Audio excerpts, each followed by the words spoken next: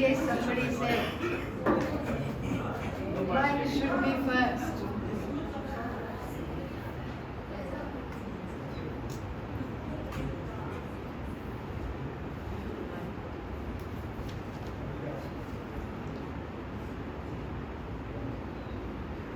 Is there any difference?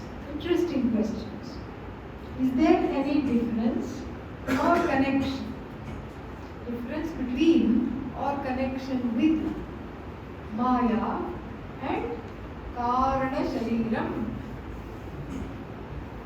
Okay.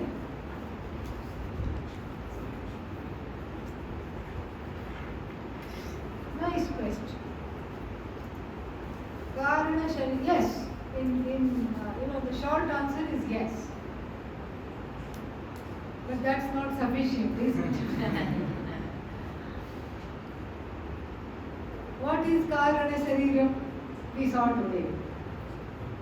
It is Ajnana. That is the cause of birth. Karana means cause of birth. Ajnana. That way the cause of birth, the cause of everything is Brahman. But we are here looking in a specific way from the standpoint of this side. Yeah. There we go. Really. So,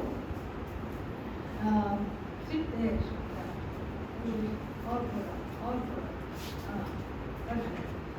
So, here we see that the cause for birth, the cause for carrying a body is Ajnana. It is not just the Karana Sharira doesn't just mean cause of birth, the cause of the other two bodies. Why is there a Sthula Sharira, gross body?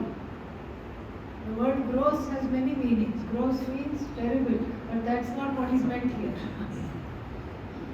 Gross means Sthula, that which is objectifiable. Sukshma, that which is not easy to objectify. So the cause for the other two bodies, subtle body and gross body, is causal body. And what is it? Beginningless ignorance, we saw it. Now, Maya is a power, Shakti. She is an as though power of Ishvara. As though power, because if she is absolute, then she would become a parallel reality to Brahman.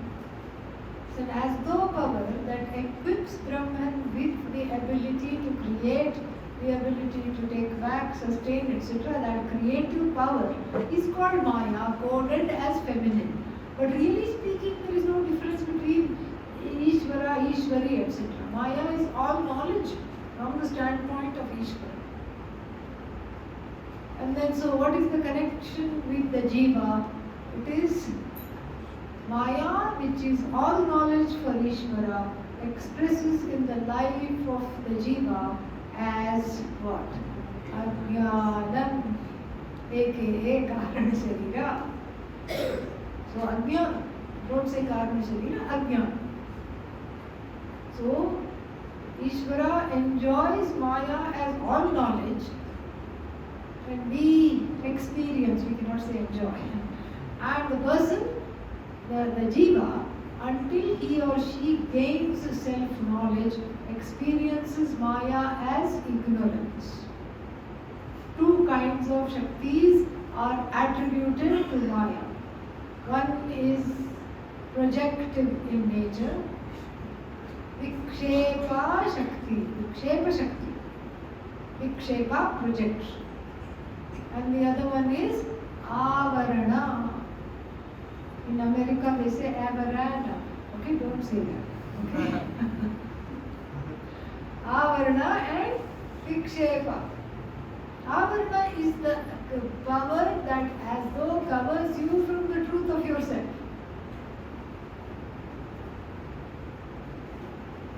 That I am Brahman is hidden from me until I make the attempt to learn to coexist with lizards and the like and join a 6-month course. This This knowledge eludes me, correct? I don't know. And this is what is one power. Our one. And then Vikshepa. Vikshepa means, what do I see? I see manifold namas and rupas. So many namas, so many rupas, names and forms, so little time. Every day there is something new to look at. Every day something interesting is happening. Today photo op with jhadu, you know. Jhadu means broom, okay. Today photo op with broom, tomorrow something else. And so many things, this is, are happening every day, even in this small little controlled universe of ashram. We have enough variety going on. Someday somebody brought all these various manifestations of God and kept it there, and then there was all this whatever, drums and everything. And then one singing camp came along, and that was there for 10 days. The singing camp of Harikatha came along. So many things every day are interacting. And then so that is Vikshepa. So the projection means the one is being seen as many. That power to project and that power to cover is Maya. And that covering power is this ignorance. That is why there is a covering, because the difference between myself and Ishvara is what? What is the difference for the deciding factor? Am I separated? One can ask. Is the jiva separated from Ishvara by space? No. Is the jiva separated from Ishvara by time? No. Then what is the separating factor? Ajnana. That's what it is. Come.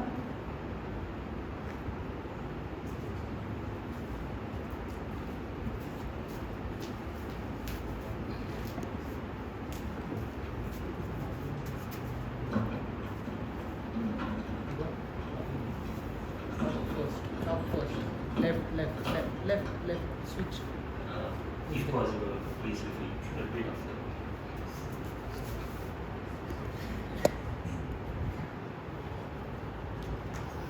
Atma Ramananda Ramana. Atma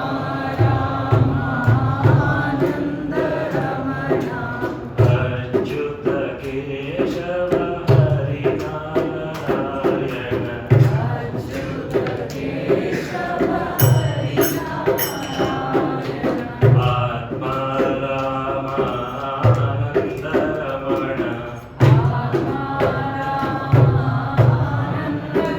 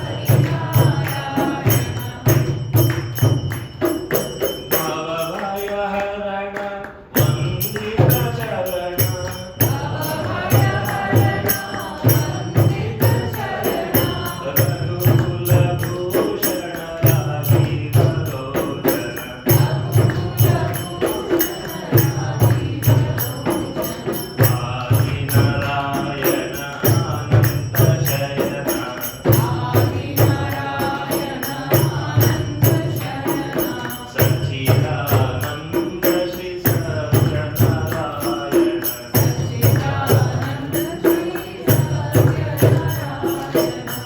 आत्मा रामानन्द रमण आत्मा Ramanand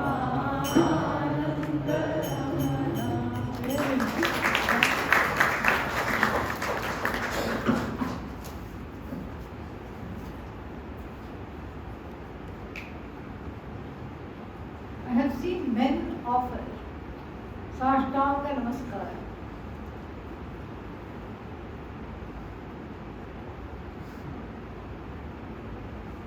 In temples. Women normally don't. Sashtanga means lying flat on the floor. Okay. Women normally don't. Is this more cultural and due to what is socially acceptable, or is it a Vedic tradition? How can women offer the equivalent of a Sashtanga Namaskar? It's not because it is like this or whatever. I think it has more to do perhaps with the modesty, clothing, all these things. Yeah, that's what it is. No other reason. Women can also offer nowadays. Everybody is doing yoga, and then that is what is that, you know? What is that called? That was no Chaturanga Dandasana. That is what it is. So you can, if you can do that, generally it's not done. It's I don't think it's Vedic. I think it's more cultural. How to offer the equivalent? You've seen women do that. That is the best way. And it's not about how long your namaskara is or how much space you occupy during namaskara. It's about how open your heart is. That is the idea. Make the heart as open as possible. Doesn't matter if you're a man or a woman. The point is to surrender. That is the idea. Whether it is to at the temple or whether it is guru or wherever. Offers namaskara, elders, etc. Wherever the namaskara is appropriate, then there put the heart into it. Because without heart it is not a namaskara anyway. Even Sashtanga Namaskara, the 8 angas, one of them is the mind, manasa. Urasa, Shirasa, Manasa, Padbhyam, Janubhyam. How many is that? 5. I can never remember this, okay? Yeah.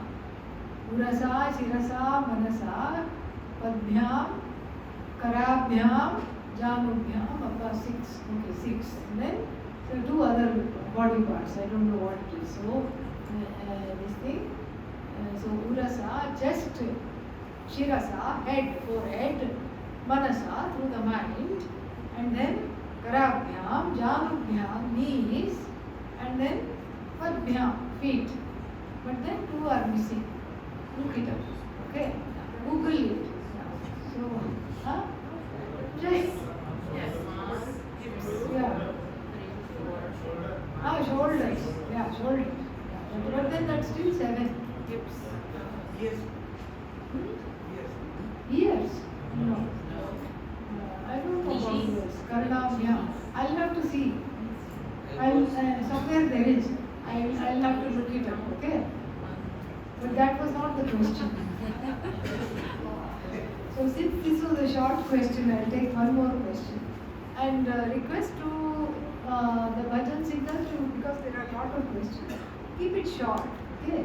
Before we just had 1 or 2 bhajans, so you would go for a long time. How did samsara begin? Very nice question. Love it. Okay? Yeah.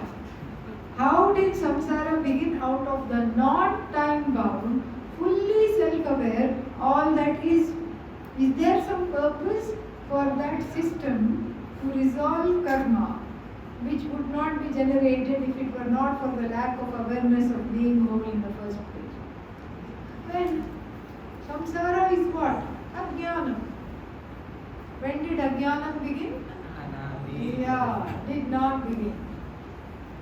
Samsara is there for whom? Samsari. For the one who says, me, I am a samsari, and for you, is taraf aa jao, please stand on this side. This is the, you catch the boat to samsara. That's all it is. Samsara is a distorted way of looking. First, the definition of samsara is important. It's a distorted way of looking at the Jagat. Distorted way of looking at the Jagat. That is what is called samsara. Everywhere I look, I see some sorrow or the other. Okay? But that is not what it is. What is the Jagat? Brahman, Brahmatma. Everything is Brahman, everything is Ishvara. And so therefore there is nothing that is not Ishvara. And it is Satchidananda. Ishvara is Satchidananda. I am Satchidananda. The Jagat is also what? Satchidananda. We have already seen in the Tattva Bodha, what have we seen? That the cause is inherent in the effect. We have seen that. So then, if the cause is Satchidananda, then the effect will be what?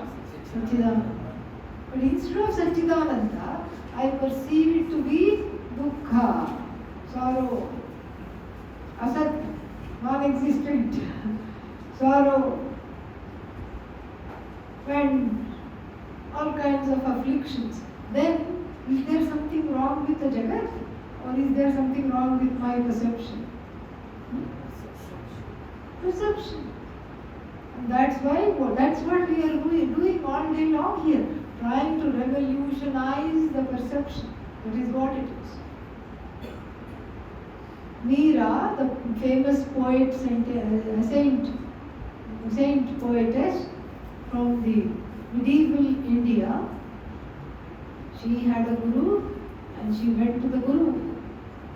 And why did she go to the guru? She wanted swimming lessons. How to swim in the ocean of samsara. Front stroke, butterfly stroke, back stroke. How to stay afloat. Terrible winds and terrible waves and terrible undercurrents like Duryodhana. All these things are there. How to cross samsara. Please teach me some moves. Swimming lessons. She said her guru was so great that he just turned her vision around. So that when she looked, the ocean was gone and there was no need to swim. The ocean has killer whales, sharks and other biting things, and then entangling things like seaweed and all these things. All these things are alive and are sustained because the ocean is there. The ocean is the cause, and all these difficulties are what? The effect. When the ocean is already gone, what is there? Nothing. So this is the knowledge that converts the ocean of samsara into the notion of samsara. Mori lagi lagana guru charanan ki. You cannot get away from the feet of the guru. Why? Jhoot maya sab sapanan ki. I know that all this is just mithya, like a dream. Then what happened? She went to the guru, asked for the knowledge. Not for the knowledge, she asked to be freed from this ocean, how to get through this ocean. And then she says, Bhavasagar sab sukh gaya. The ocean of sorrow has disappeared, it has dried up. Fikar nahi mohe tar ki. There is no need to swim now. I don't need swimming lessons because there is nothing. It's like the dry bed of the Ganga. To cross that, to go on the other side, Do you need swimming lessons? No, because there is no water. And the water is itself a system that brings in all the undercurrents, breakers, surfs and other things that live off of water like whales, sharks, alligators, all these things. None of them are there, they are all gone. Seaweed is gone, everything that has a biting and an entangling capacity has gone because of this knowledge. Meera के प्रभु गिरिधर नागर उलट भई मोहे नयन की. The whole vision was revolutionized, turned around. That is this knowledge. So really speaking, there is no samsara. No. Samsara is for the person who claims it. That's what it is. It's like a purse lying on the side of the road. And then it doesn't belong to anybody unless somebody says, oh, it is mine, and then collects it. So this is so samsara has no beginning because it is a product of ajnanam, and ajnanam has no beginning. Samsara also has no beginning at all. So all that is there is that non-time bound, fully self-aware Shat, that is all there. So samsara. So then is the samsara there to resolve people's karma? You can say that if you really have to. If you really must, you can say that, but make sure that it is just a tentative thing, just for now, not as we progress in the knowledge. Because there is no such thing as samsara to begin with, it's a notion. It's a notion that one has bought into, right? It's a notion that one has bought into, and so therefore, there is not, samsara is not there at all.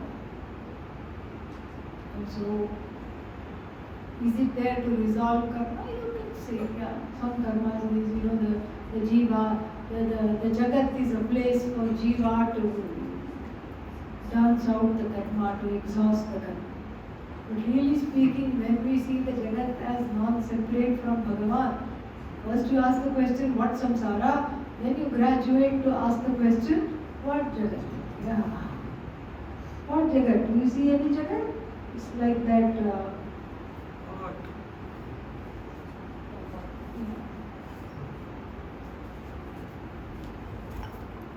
Teaching is that all that is here is clay. That is the teaching. The question that comes is, what about the pot? When was it born? It was not born. Okay, then why does it exist? Does it have some karma to resolve? Again we'll say, all that is there is clay.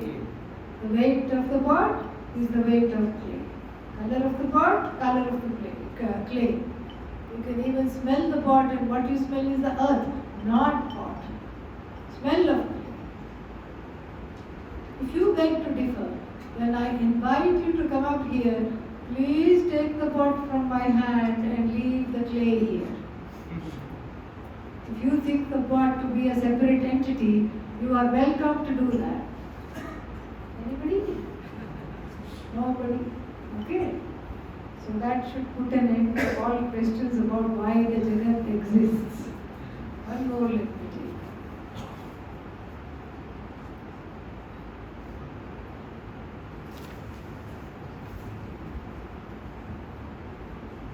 Nakulas Sahadevascha Subhosha Manipushpakau. Subhosha and Manipushpaka. If I already do not know the name of the conch shell, how to split the word as the two conch names? Yeah, this is a problem. Correct? Yeah, so that is why one is attending the classes.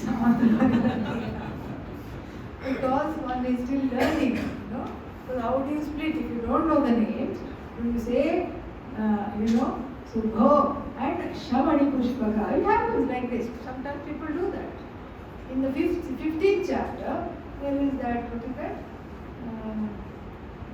Asanga Shastrena Hridena Chitva. But before that, when Makara comes, Masanga Shastrena. And somebody asked Puja Swamiji, what is this Masanga Shastra? How does it go? ऊर्ध्वमूलमधःशाखम् अश्वत्थं प्राहुरव्ययं छन्दांसि यस्य पर्णानि यस्तं वेद स वेदवित् अधश्चोर्ध्वं प्रसृता यस्य शाखाः गुणप्रवृद्धा विषयप्रवालाः अधश्च मूलान्यनुसन्ततानि कर्माणि बद्धीनि मनुष्यलोके न रूपमस्येह लभ्यते न अन्तो न चादिर् etc. Then अश्वत्थमेनं सुविरूढमूल मसङ्गशस्त्रेण दृढेन चित्वा. Yeah, it is what I am saying. It is Swamiji was asked the question because the person read like this. Ashwatha Moolam, Ashwatha, what is it? Ashwatha Menam Suvirudha Moola, and the person read like this. Masanka Shastrena Dridena Chitva, and asked Pujya Swamiji, what is this Masanka Shastra? And similarly, and Pujya Swamiji immediately understood what was going on. Okay? So therefore, it takes a little hearing and it takes a little, even if you don't know anything about Sanskrit, that's why I give a little extra things. You know, I'll say Yatha Bhagam Bhagam Anavikramya. Like these little bits we keep putting out. And even Acharya Swamiji, Sakshat Swamiji, first he said very sweetly, I'm not going to use Sanskrit at all, but if you look at the Tattva Bodha now, he is using more and more Sanskrit. So that when there is a kind of a hearing, that hearing itself is a blessing. Deva Bhasha. That's why. It is the language of Bhagavan's language. Bhagavan knows all languages, but we have the ego to say this is Bhagavan's language. And everybody who is a native speaker of any language will think that is Bhagavan's language, and they are perfectly right. They are perfectly correct. So then, yeah, there is no way of, splitting it. That's why one is here. That's why one is doing that. One more question. How to evaluate one's progress on this path? That's easy. Very easy. Okay? Not difficult at all. Keep a journal. Like today's photos before and after. Photo of we did jhadu, and then before how it was, took the photo, after how it was, took the photo. Like that. So here it's very simple. In the beginning, there is reactivity. One is constantly reacting to situations, to people, to circumstances, because one finds them unacceptable. That's why there is so much reactivity. Total reactivity is there. So suppose one was reactive 10 times a day before the knowledge. Then after, as one studies and the clarity is growing, then one becomes reactive only 5 times a day, then 3 times a day, then maybe 4 or 5 times a week. Wow, this is progress. So reduction in the reactivity. Reacting constantly. No, I didn't mean this. Defensive, offensive all the time like a ninja with a sword in one hand and a shield in another. Always defensive. One is not even blamed, still defensive. Oh, did you see that? But I didn't take it. No, I did say you took it. No, you're always saying I took it. I never took it. No, I just asked if you saw it. I did see it. Why will I see it? I don't see anything except Vedanta. I only see Brahman. This is what I mean by reactivity. Okay? This becomes less and less and less frequent. Frequency of the reactivity comes down. This is the first criterion. Okay? Then the second criterion is that when one was reactive, this is in the before photo, okay? In the before video, when one was reactive, when one went to bed immediately because nothing else was possible. You wanted to go into some kind of a nirvikalpa samadhi. Not interact with the world, cover yourself up and just be in a fetal position. And that in Sanskrit is called Chibuka Samarpita Javanu, where the knees touch the chest and you rock back and forth for comfort. And in this situation, one is for some time. Maybe a day, maybe 2 days, maybe 3 days, who knows? Okay? When under the spell of the aforementioned reactivity, one is in this kind of a situation, meaning the intense, it is an intensity. And so the intensity can take that form, or the intensity can take the form of a Mount Fuji. Okay? Not when it is dormant, when it spews lava. So one can either explode or quietly implode. 2 modes are there. So whichever mode. So either you become Mount Fuji or you just get into a fetal position. So this is the intensity. So the intensity also lessens. So the degree of intensity lessens with the growing clarity. The more I embrace Vedanta, the more the Shruti embraces me. And the Shruti's embrace is like a security blanket. Things don't touch very much. You can just, it's like having the skin of a buffalo standing in the rain. What happens? It rolls off. All the insults roll off. Anybody says, you just say, yes, it is their opinion, and you walk off. I am into Brahman, that's okay. So the intensity reduces. And then the third criterion is that the recovery time from one episode to another episode also reduces. So the frequency of the reactivity, the intensity of the reactivity, and the recovery time from that reactive episode also reduces. Before you were not fit for transaction, vyavahara, for a week. Especially with the person who was the cause of this, or so you thought. And then, now what? Just 7 minutes, not 7 days. 7 minutes you get all in a knot, tied up in a knot, and then you just, the shoulders become earrings, and then slowly everything comes down. Okay. Okay, we'll have a bhajan. Who is coming? Harsh? Yeah? Next time? What did you say?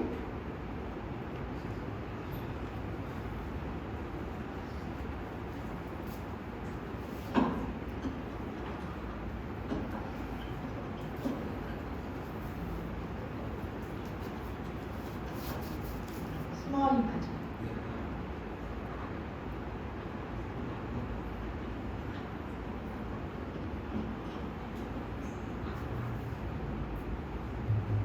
So the mantra is Hare Rama, Hare Krishna. Hare Rama, Hare Rama, Rama Rama, Hare Hare.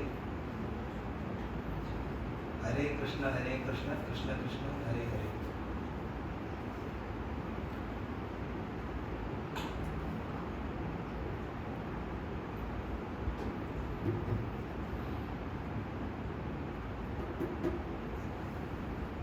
Hare Rama, Rama Rama, Hare Hare. Hare Krishna, Krishna Krishna, Hare Hare. Hare Rama, Rama Rama, Hare Hare. Hare Krishna, Krishna Krishna, Hare Hare. Hare Rama, Rama Rama, Hare Hare. Hare Krishna, Krishna Krishna, Hare Hare. Hare Rama, Rama Rama, Hare Hare. Hare Krishna, Krishna Krishna, Hare Hare.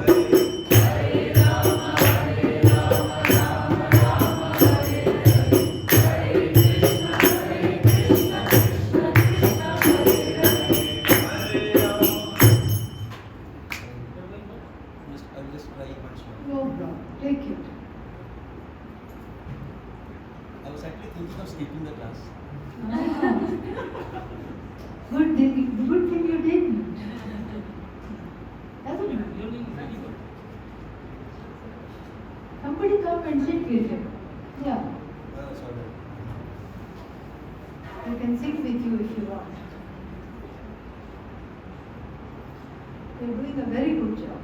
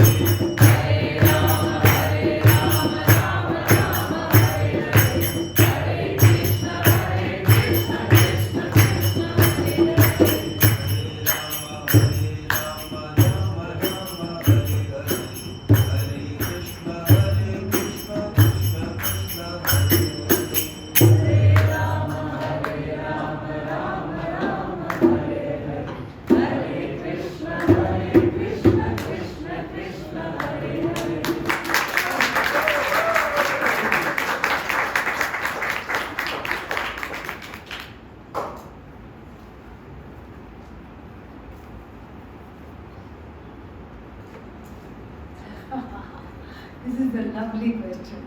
So nice. With growing population, where are all these atmas coming from? Beautiful question. Some people are getting moksha, but the population is not going down only. How come? Very nice question. That means that there are more and more and more adhikari shariras, bodies that are fit for this knowledge. Where are they coming from? Billions and billions of creepy crawlies, like that lizard, next life, human being. Yeah, who knows, possible. And then, and there is also, what is that? Not to talk of bacteria. So many bacteria, so little time, so many viruses. And then after finishing their bacterial life and going viral, and now they're coming back, they're coming in the form of human beings. This is good. So more population means there are more adhikari shariras. And now that dubious distinction was held by China. Now it is now India. India has the most number of adhikari bodies. Don't ask what are we doing with that. Yeah, that is what is that is what is the problem, because nobody recognizes that. So that is the that is how. So population means where are all where are Atmas are not coming, Jivas. Where are these Jivas coming? Atma is one, it doesn't come, it doesn't go. That which doesn't come or go is Atma. So where are all these Jivas coming from? The Jivas were in different other life forms. So they are all becoming, they are not all, but they are becoming, we can say, human beings that we can count. We can't count the crow population of Rishikesh. Very impossible. We can count human beings.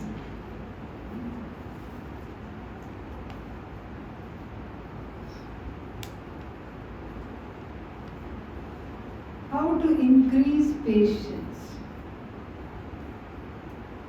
You can say to Bhagavan, I want patience right now. That is one way. Patience is a form of titiksha.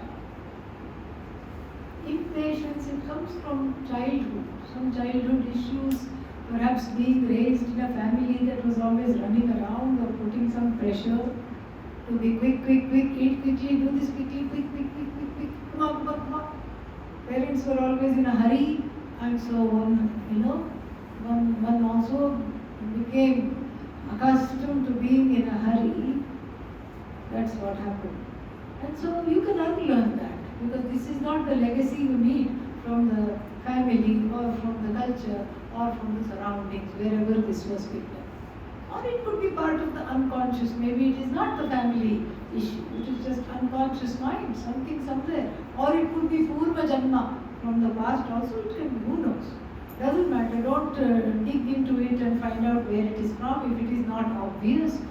But truthfully, we can unlearn what has been there.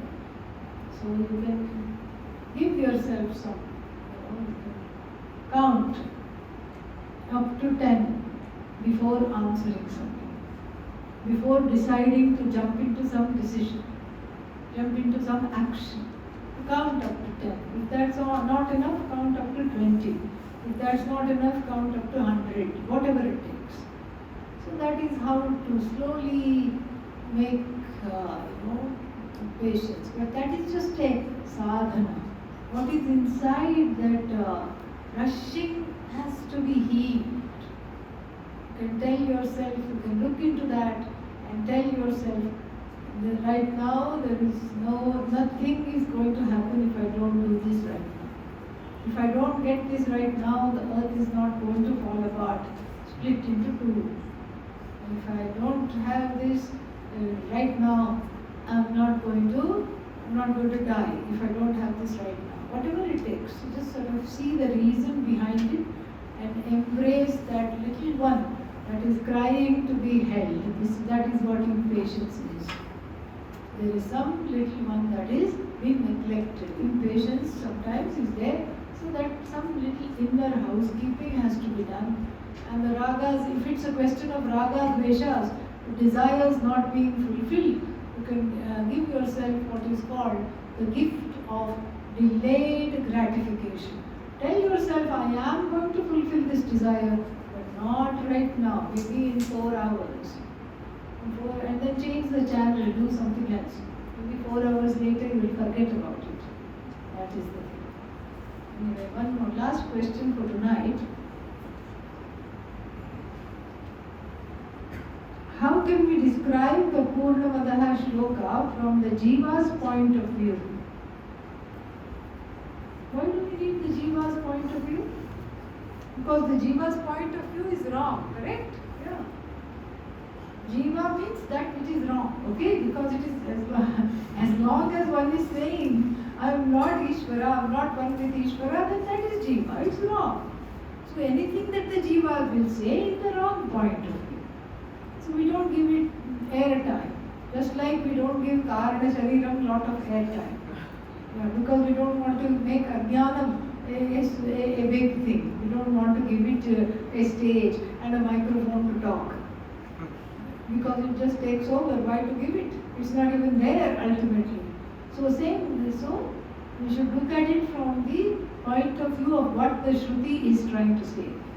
If you are interested in that, we can see another time. Because now the time today for today is done and everybody needs their beauty sleep. Okay. So these we will keep. Important announcement. Two announcements. One is that from tomorrow, Agamananda will take Vishnu Sahasranamam for 5 days. Okay. Agamananda Swamini is visiting from Sailorsburg. She's here right now, and then so she will be taking the gist of Vishnu Sahasranamam starting tomorrow night at the satsang time. So these we will keep safely, and then they will be answered. Okay, I will take them and read through them, and then maybe we can slip some things in the Gita class as well. If it is relevant, that can be answered there also. Sometimes when we sit with the question, it does get answered. And this we can keep safely, maybe under that, under something there.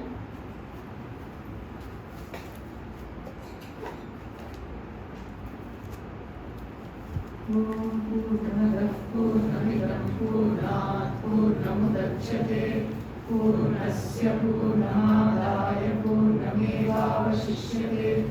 Om Shanti Shanti Shanti. Hari Om Shri Gurubhyo Namaha. Hari Om. Arpan has a 2-minute announcement for